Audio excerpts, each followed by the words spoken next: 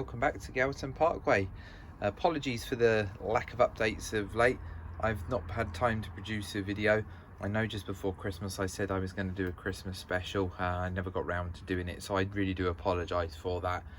I've now got a lot of time on my hands to produce some videos. I'm not going to be going anywhere anytime soon, as I, like many of you, find myself in a period of self-isolation for 14 days. So evening and weekends are pretty much free, as I can't go anywhere or do anything. So we'll get through the layout and I will update you on what I've been doing over the last few months. I've made significant progress throughout the layout, and hopefully it'll provide you with some interest and bring you back up to date with exactly where we are. Now, before I move on, I'd just like to wish you all well and make sure that you're all okay following this outbreak of coronavirus. Look after yourselves and make sure you wash your hands and listen to Boris's advice. I know the guy's a complete plank, but we've got to stay safe in these testing times. Hopefully this video will provide you with a bit of light relief from all the stuff that's going on in the media at the moment, and you'll enjoy seeing what I've done, or you might not enjoy seeing what I've done, but stick with it. It'll give you a break from coronavirus coverage. So into the amount of work that I've actually managed to get done on the layout, I think it's probably sensible if I format this video in a layout to a kind of format. What we'll do, we'll start on the station side of the layout, which is where we are now. The first thing I'd like to draw your attention to is the new road surface that I've put down. Previously, this road surface was made with some sort of polyfiller, and it had been painted with black paint and grey paint and all sorts of mixtures of stuff to try and get something that looked a bit like a road. The main problem with it was that it didn't look like a road. It looked like some polyfiller that someone had painted grey. So I've decided that I wanted to change that and correct that. Now, I researched a lot of methods and different ways to try and do this, and I've decided that the best way to do it is to use concrete patch repair. So this surface that you see in front of you, it's actually concrete patch. It's solid, it's proper concrete, and it's really good. It gives a nice finish, it gives a proper texture of concrete as well, and I think it looks quite convincing. I did a lot of research to try and find a suitable product actually for doing this with, and I ended up on American YouTube channels, and they had a product out there called DAP Concrete Patch Repair. You can't get it in the UK, unfortunately, so I looked for the next best alternative, and I came up with some tarmac wet mix patch repair concrete. I will show you that now. Now this stuff is basically wet concrete. It comes all sloppy and in a paste and ready to apply. That weighs an absolute ton. It took me quite a while to actually find a supplier in the UK that carries this, and in the end I found it in Homebase. So if you want some, that's where you'll find it. It comes out of the, as I mentioned, comes out of this tub as a bit of mushy, sloppy kind of concrete. I just laid it down with the trowel, let it dry, and then once it was dry, sanded it down with a hand sander, and it gave a nice smooth finish. Without sanding it down, it is a little bit coarse, it is concrete, but as soon as you sand it, it really does bring it down to scale, and it works very well. Hopefully you'll agree that the finish is better than what we had previously. Just to cap off the finish for the road, I gave it a light wash with some Humbrol wash, which is a grey colour that you can get. It was very, very diluted, and it just helps bring out some of the tones in the road. This particular part of road is a sort of a knackery old road that runs down to the locomotive stabling point. I've got absolutely no plans on putting road markings on this. This is supposed to be an uncared for bit of road, and that's the way it will remain. But this is the stuff that you want. I think it was about 10-11 quid. Go for it. It's really good, it's really useful, and it's easy to work with. You just need to be a little bit patient, let it dry, sand it, hoover off all of your dust, and then if you want to give it a wash, give it a wash. You might like the concrete finish without it being sanded down, but it definitely made a decent positive impact when making the road. So the locomotive stabling point has remained pretty much the same. The only extra thing to report here is this new building. This is a Bachmann Scencraft prefabricated hut. This needs a lot of detailing. It's going to need an interior. There's not a lot to it, to be honest, when you look inside. If you see, you can see quite clearly through the windows straight down onto the floor here, so I'm going to have to build an interior for it. I'm going to decorate it and get it sorted, get something looking a little bit more interesting. I might get rid of this canopy. I'm not overly keen on it. I don't know why, but it sort of I think it ruins the look of the building. So if I can find a way to cleanly take that off, I might do it. Otherwise, I would just get it all decaled up with some custom decals that hint at this being basically a mess room for drivers booking on to collect their freight locomotives.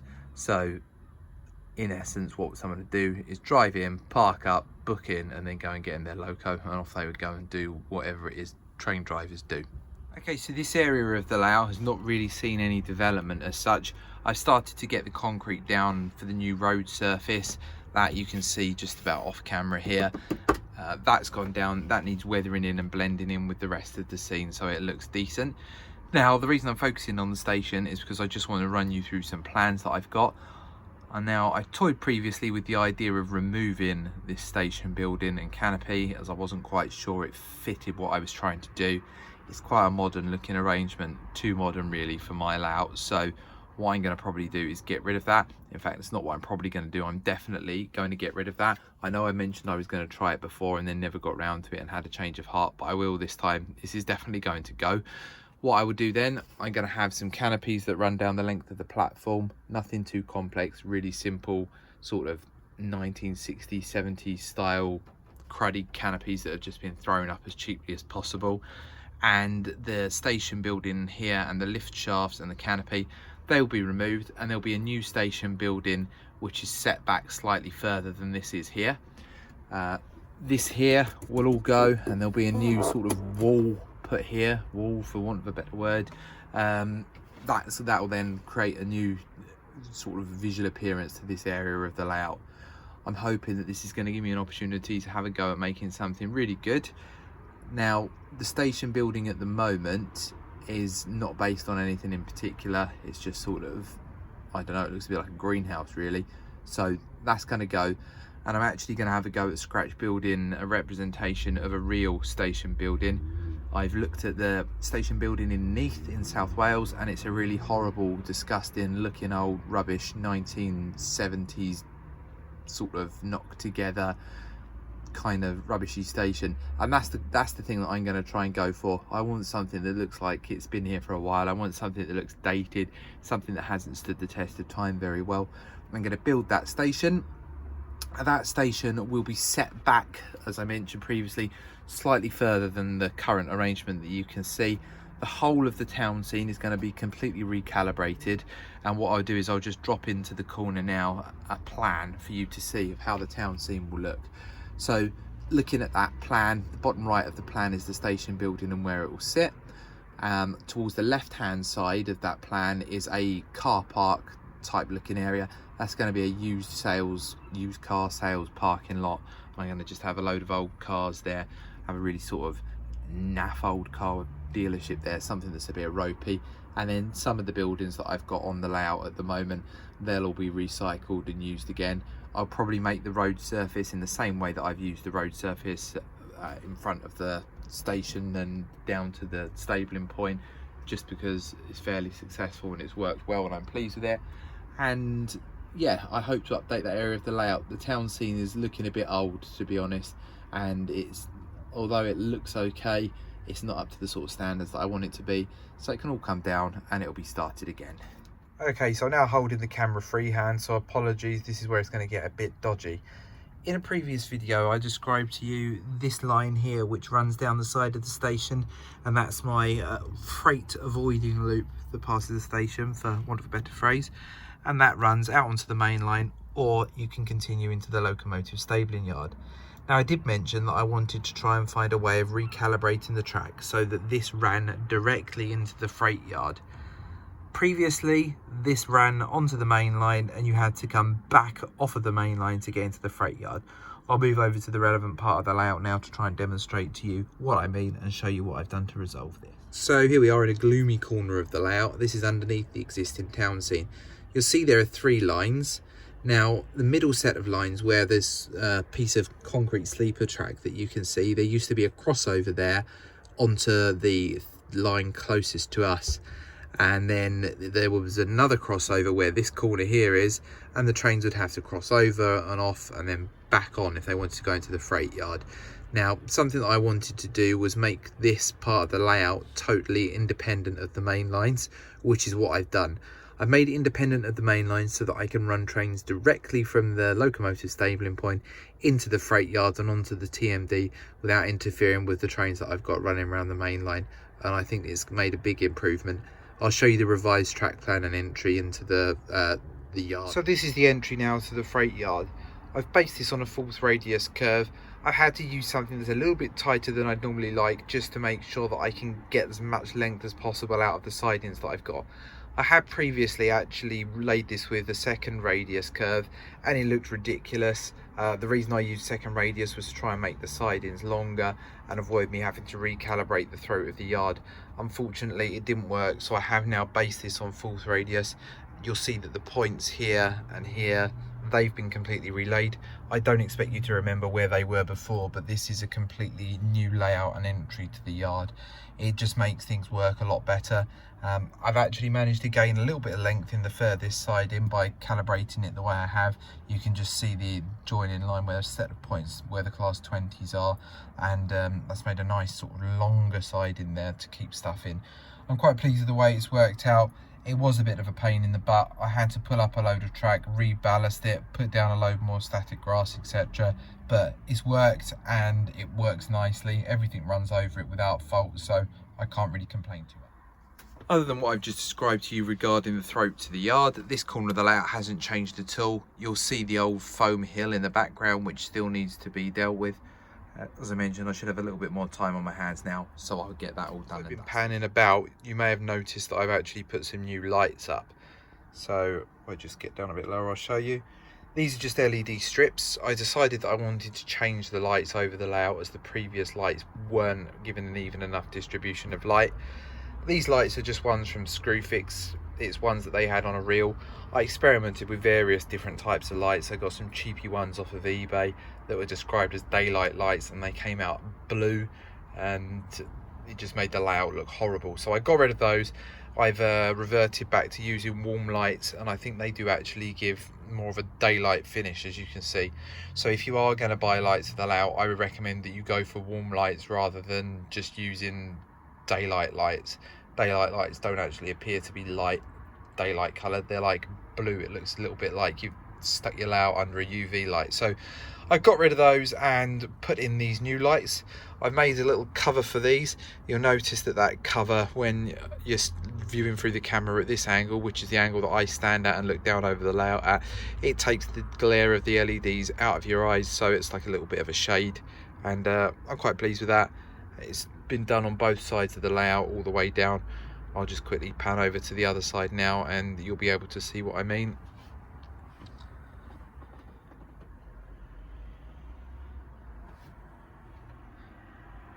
And there you go. Gives a nice even light distribution down the full length of the layout. So the other area of work that I've majorly focused on recently is the hard standing on the TMD. I previously had cardboard on, and I demonstrated in a video around my fueling point exactly how I created the hard standing. What I've done here is actually rip up all of the previously existing hard standing, which was based around painted cardboard, and I've replaced it with the previously mentioned concrete patch repair stuff that I used to make the road. Now I've applied it in a slightly different manner here to create hard standing. Effectively what I actually did with this was to apply it, sand it down, add a wash, and then sand it down, and then add a wash, and then sand it down again, just to get some color tones going through the concrete itself. And I think it's come out really, really nicely.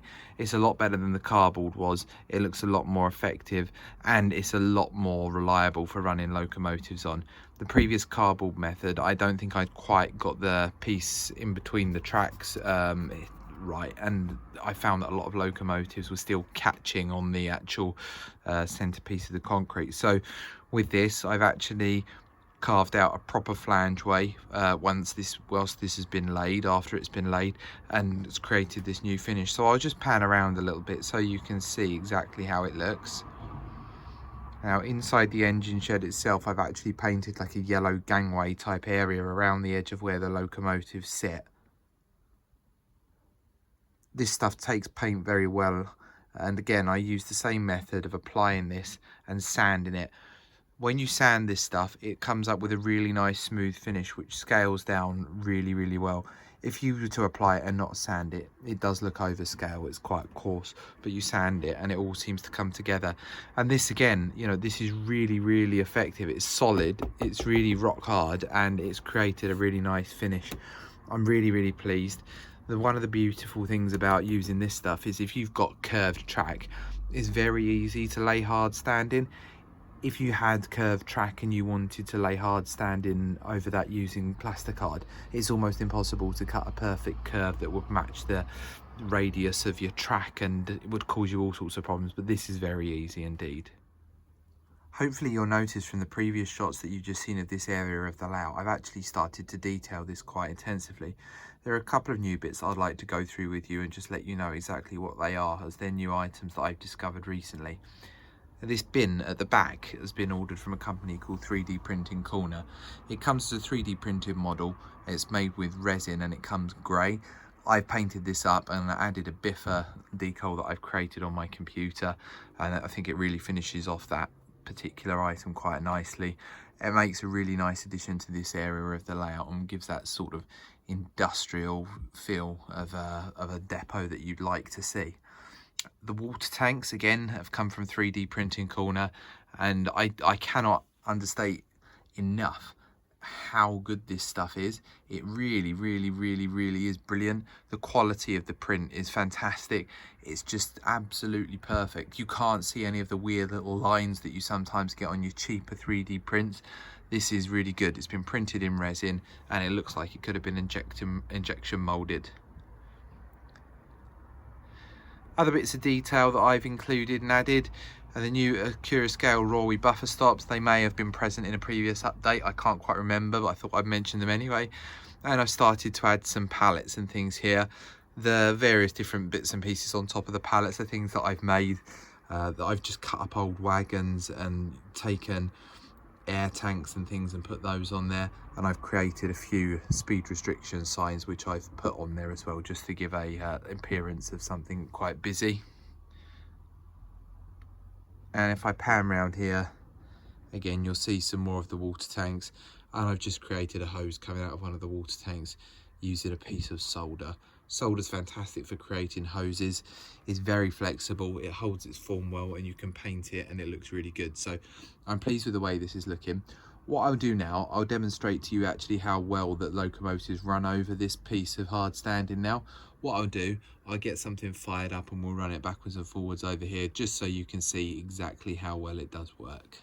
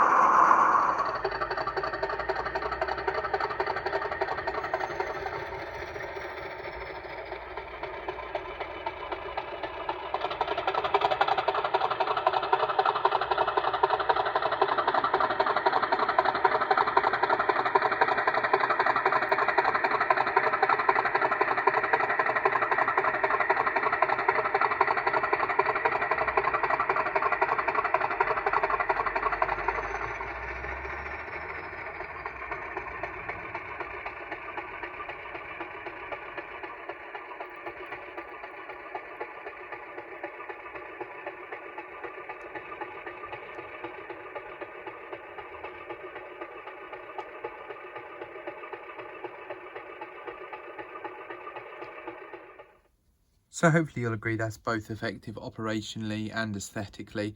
I'm pleased with the way it works, and I think it's been a success, this particular project. What this will lead me now to need to do is to completely redo the fueling point. Granted, I did only just recently do this, and I created a video showing you how you go about creating the hard standing on the fuel point using the cardboard method, but I will be redoing it. If there's enough interest, let me know and I'll make a full tutorial on exactly how to do this using the method that I've just discussed. There are a few areas on the hard standing that obviously still need completing. These edges here need tidying up a little bit and blending in properly, but other than that, they're more or less complete. Now, whilst we're over on the hard standing, I'm going to introduce you to another new locomotive that I've actually been working on. I say it's a new locomotive, it's not a new locomotive. It's been around for a while, but it hasn't yet featured. The locomotive is an EWS Class 37, which I've fitted with a sound chip and a particular speaker I'm interested in talking you through quickly. So this is the locomotive that I wanted to look at. It's an Olivia's limited edition. It's number 37418, named the East Lancashire Railway. Now, the locomotive has been fitted out with sound as recommended by Richard Croft at Roads and Rails. He's recommended to me to use an EM1 speaker in the fuel tanks for this, and to put a bass reflex speaker underneath the fans where you'd normally expect to find a speaker. It's given a really nice sound setup, and to be honest, I'm looking to retrofit some of my previous Class 37s that I've had. It gives a really good depth of sound and tonal range. Obviously, having the bass reflex speaker under the fans helps you with the higher ranges, and then you've got the big meaty speaker underneath, which gives those real sort of bassy frequencies that everybody listens out for in a Class 37. What I'll do now, I'm just going to fire up the locomotive. I'll pop it onto drive lock and give it a good thrash so you can hear the sound and hear how well it comes across.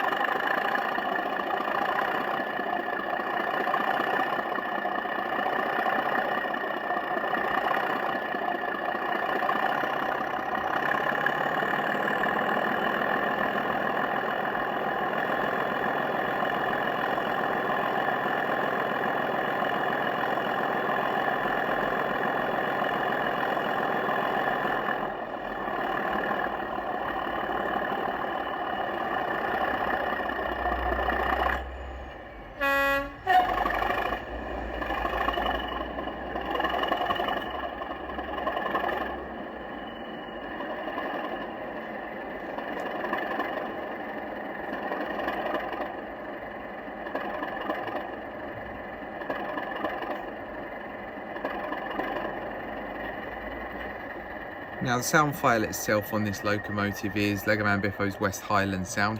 I think you agree it sounds pretty good. It's so bassy that it's actually vibrated some of the detailing off in the middle of that video, as you can see. I need to stick that back on properly.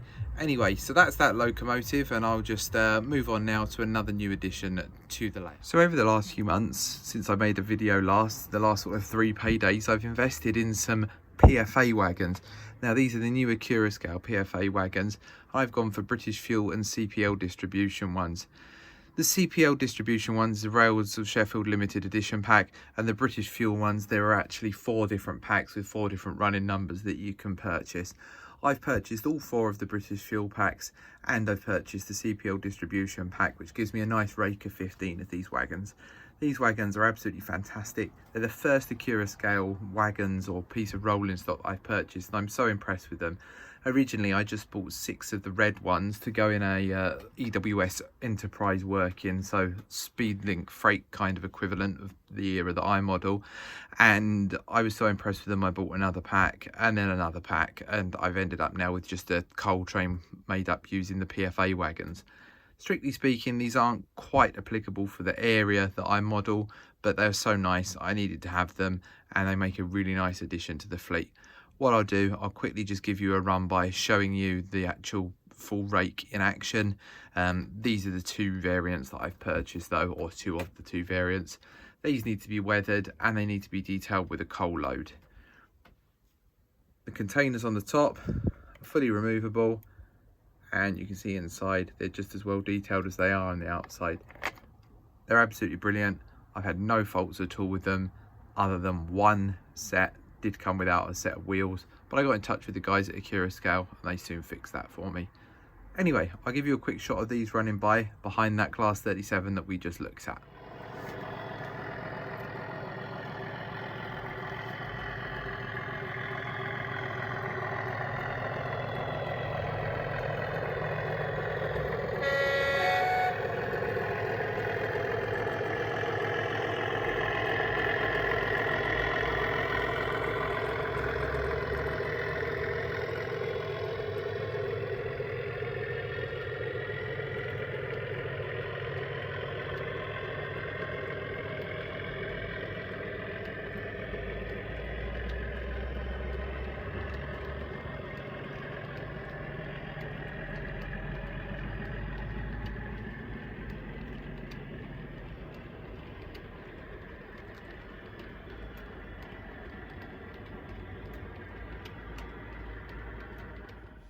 So the last part of the update that I need to bring you is not really very exciting, but it's a big part of what I've done, so I need to keep you updated on it. I've purchased a lot of point motors recently, and I've gone for the Gagemaster GMC PM10D motors. Now I've not actually fitted any point motors on this layout up until, I don't know, a month or so ago, and now I've managed to get through about 15 or 16 of them and get them all fitted to the layout. I decided it was getting a bit tedious walking from one end of the loft to the other to be able to operate trains and flick trains in and out of the yard, etc. So it seemed sensible to actually invest some time and money in putting point motors in. I've gone for these point motors as they are really simple. They're a digital solenoid point motor. They've got learn buttons on them. So effectively what that means is they will learn the address without any complex programming. There's a little switch, you just flick it to learn mode, and then you just press your handset or controller with the address that you want, and it will actually physically then record and remember that address, switch it back to operate mode, and then when you start to use the points on your controller, it will remember that address and the point will flick. So that's been a major part of the work that I've had to do, but I've fitted, as I say, around about 20 of these on the layout, and I've highlighted and picked out all of the key points for access to yards and yard throats and crossovers and things that really help run the layout. It's made a massive difference to my enjoyment of the layout having the point motors in, because I'm actually starting to use the layout as I planned to and designed it for, running freight in and out of the freight yard, etc. So I'm quite pleased with the way that's worked out. What I'll look to do then at some point in the near-ish future is do a run-in session, seeing as that's going to be a little bit easier to do now. And hopefully you'll be able to see the point motors in action. I'm not going to show you them in action now because it's not really very exciting. So that brings you pretty much up to date with Gowerton Parkway. If you've got any questions or want me to elaborate on anything that I've gone over in the past of this video, please just let me know down in the comments and I'm happy to do that. Let me know if you want me to do a tutorial on how to do this hard standing that you can see in front of you, and hopefully I can put something together for that if there's enough interest. I am looking to potentially start doing that this weekend so I can film the whole process, and it'll hopefully help somebody. If there's not much interest in it, I'll just probably rip up what I've got and then just show you the results at the end. Now, just to sort of go over a couple of little ideas for what I'm looking to do in the future, Hopefully I'm going to try and do a live stream video at some point. I know a lot of exhibitions are being cancelled at the moment due to the current situation, which is disappointing. So if I can get this layout running and we can see some trains moving around it and do a Q&A session at the same time, I think that would be quite good. I need to figure out firstly how to do it, and secondly when people would want to see it, if they want to see it. So let me know when you think the best time would be that a weekday evening, weekend afternoon. Just let me know. I'm open to ideas and I'll try and figure it out. In the meantime, everybody, I hope you've enjoyed the video. Stay safe from the dreaded virus. Make sure you wash your hands. Listen to all the advice that Boris the Wally's got for us, and I hope to see you all soon. Cheers now. Bye bye.